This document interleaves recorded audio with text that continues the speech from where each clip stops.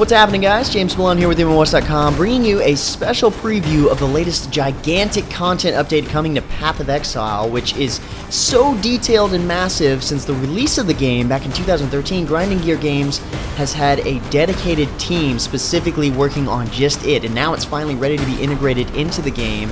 And I'm talking about The Awakening, which is so much more than just an expansion. It's actually a game changer, complete with its own closed beta and supporter packs.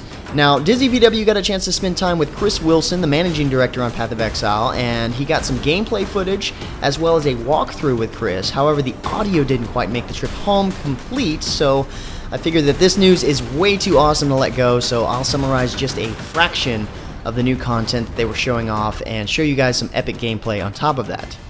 So getting right into it, the biggest feature coming to the Awakening expansion is Act 4, called The Beast Awakens, where the storyline continues, of course, and this time you finally get to venture into the center of corruption itself and drive a blade through its black heart. Just to give you an idea where we're going with this is actually where you get to learn about the mining of the skill gems that are in the game, how it actually fits into the lore, which is really cool in my opinion.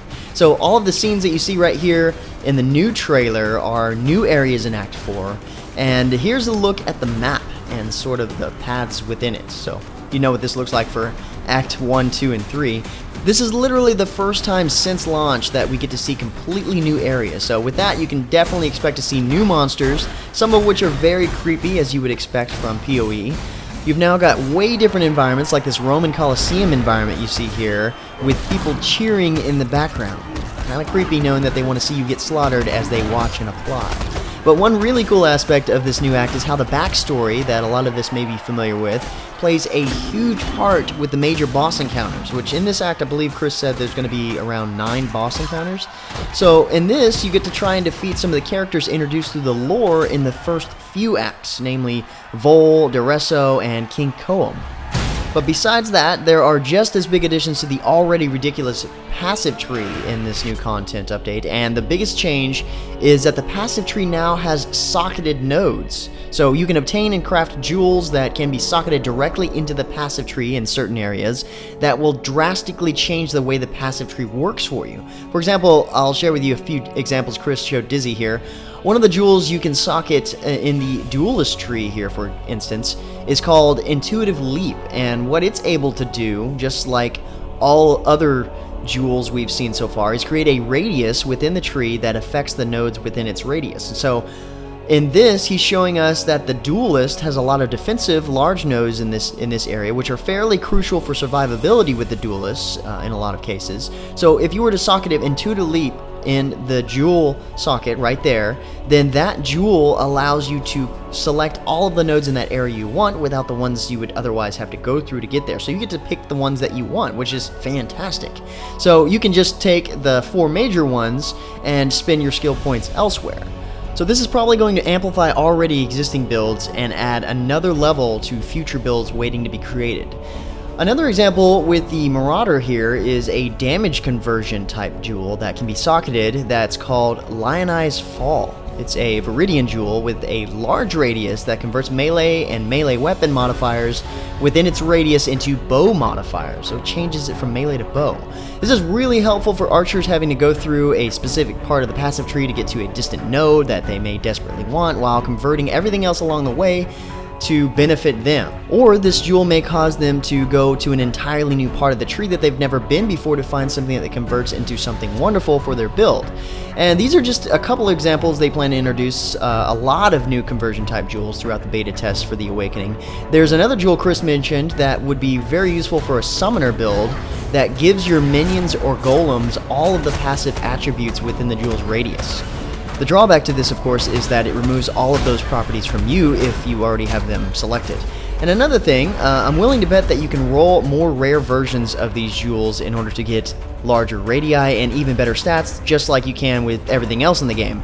Now, on top of the now socketable passive tree and jewels that pertain to that, as you can imagine, there are plenty new unique items and skill gems added into this update as well. In fact, there are more than 70 new unique items, 50 of which are weapons, according to Chris. And one unique weapon that we have an example of here for the Ranger is called Null's Inclination, that has a core property on it that casts socketed minion spells on kills, which is a really cool bow and property for the ranger, of course. So to make this one ultimately effective, there are 4 minion gems socketed here: Summon Skeleton, Raise Zombie, and 2 gems of Summon Raging Spirits. So with this, you start to build up quite a large army of minions just by killing enemies, as you can see going on right here. Seems like it's going to be a really fun ranger slash summoner build, although this one, according to Chris, was somewhat risky for them to add, but they've also learned how to go about doing that and still keep things fair. But speaking of minions, among the 17 new skill gems added in so far to this new expansion, one of them is Elemental Golems, which works similar to Summon Skeletons or Raise Zombies, except instead of building up a small army, you only spawn 1 golem of a type at a time, the type being fire and ice and maybe others, I'm not sure. But as a plus, these golems have a more special fight mentality than other minions, and you can socket them out as well, adding in different abilities. And with one of the jewels that I mentioned earlier, you can grant them a specified section of the passive tree, which is really cool. So with all of these new features that I just mentioned, there is in fact a ton more. This was just a small taste of what's coming to the game really soon. This is Grinding Gear's largest content update to date, and with that, their largest global marketing campaign. So they'll be bringing back the beta timer, and like I said, supporter packs specific for the Awakening, along with lots of new customization options and plenty of user experience improvements derived from the community itself through feedback. So the closed beta is going to start up on the 20th of April. As of today, April 10th, you can sign up at pathofexile.com/theawakening. Just sign into your account and you'll be randomly selected. Plus, they'll be ramping up the amount of players selected as they go along into the beta. And you can pretty much count on me getting in and live streaming all of this epicness around that time frame, so definitely stay tuned for that. But for now, thanks for watching, guys. Hopefully you're as excited as I am for this new expansion. Find out more information in general about Path of Exile at the brand new MMOHuts.com. And until next time, guys, that's going to be it for me. I'm James Blonde. See you out there, gamers.